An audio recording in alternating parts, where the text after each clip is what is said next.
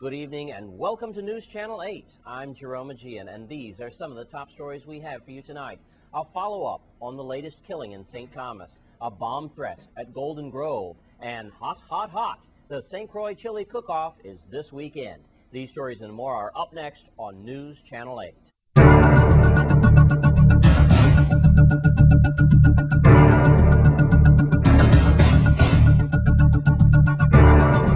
In our top story tonight, police have a murder suspect in the latest homicide on St. Thomas. News Channel 8's Lee Carl files this report. We're in the Ennis Fancy area here where a shooting took place. Police now have identified the person who died, and also a suspect has been arrested. Here is the official report from Police Chief Rodney Carrard. Police in St. Thomas are continuing the investigation into a Thursday morning shooting incident that claimed the life of 26-year-old Deon Henry. Preliminary investigation reveals that at approximately 8:45 a.m., 911 operators dispatched officers to the area of Ennis Fancy to report of shots fired. Responding officers found a black male lying in the roadway of a dead-end street. Emergency medical technicians who responded determined that the victim had no vital signs. Residents of the area provided police with a description of an individual who was observed fleeing the scene. Based on that information, a search of a nearby residence was conducted and 28-year-old Jody Penn of Ennis Fancy was detained. Additionally, officers recovered an AK-47 machine gun and a .40 caliber semi-automatic handgun along with several hundred rounds of ammunition in the immediate area where Mr. Penn was detained. Mr. Penn was arrested and charged with first-degree murder. Further charges, including the firearm violations, are pending. A .357 revolver handgun was recovered from the body of the homicide victim, Deon Henry. Jody Penn is also a suspect in a double first-degree assault incident which occurred several days earlier in the same vicinity. In that incident, two individuals sustained multiple gunshot wounds when an individual fired numerous shots into the vehicle they were occupying. That investigation is ongoing and an arrest is imminent. At Ennis Fancy in St. Thomas, Lee Carl for News Channel 8. Thanks, Lee Carl. And in other news, there was a bomb threat at the Golden Grove prison recently, and still no official word from the Department of Justice. News Channel 8's Wes Small has that story and other crime news as well. Thanks a lot, Jerome. Like to do a crime wrap-up then for the week just so we could get caught up and perhaps put some suspects behind bars like we should. Constitution Hill, around 8:30, 8:45, AK-47 shots rang out as emergency responders found the lifeless body of 31-year-old Dwayne Bruce. You might remember that.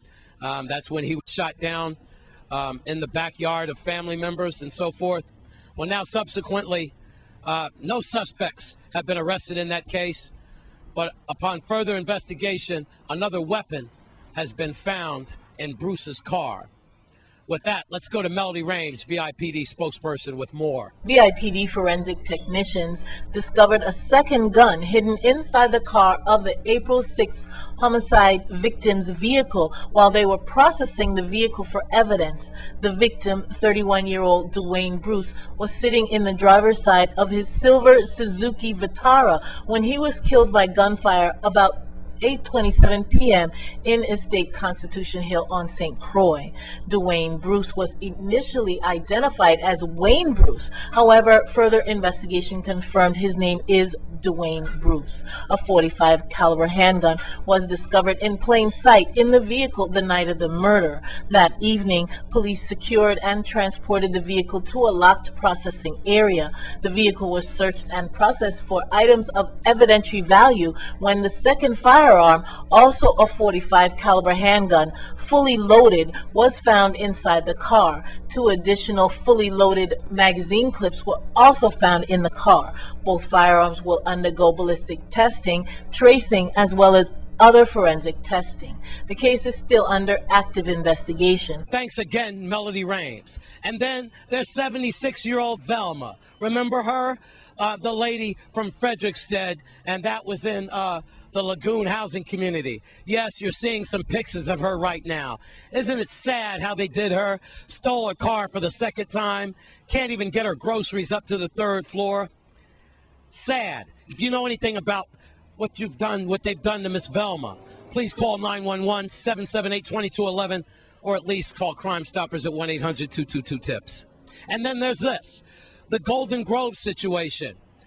Yesterday, I found out that there was a bomb threat made around 10:30 That would be Wednesday night. I've been trying to talk to the Department of Justice for the last 48 hours, but they have not been able to enlighten us on what happened with that situation. All I can tell you is that Sarah Lozama, I did speak to her, and she did confirm that there were threats made on Wednesday night. So with that, secrets continue inside of the Department of Justice, I guess. The less that the public knows, I guess they figure the best for us. So with that, have a good weekend. Don't drink and drive. Remember that. And if you see a crime, call 911 or Crime Stoppers at 1-800-222-TIPS. At Basin Triangle Command, I'm Wes Small for News Channel 8. Thanks, Wes Small. And the Department of Health has recently purchased 2 rural mobile health vans for St. Croix.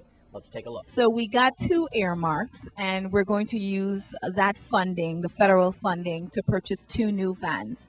And the importance of this van is that we will be able to go into what I call the high-risk communities, those communities where persons are not accessing health care services.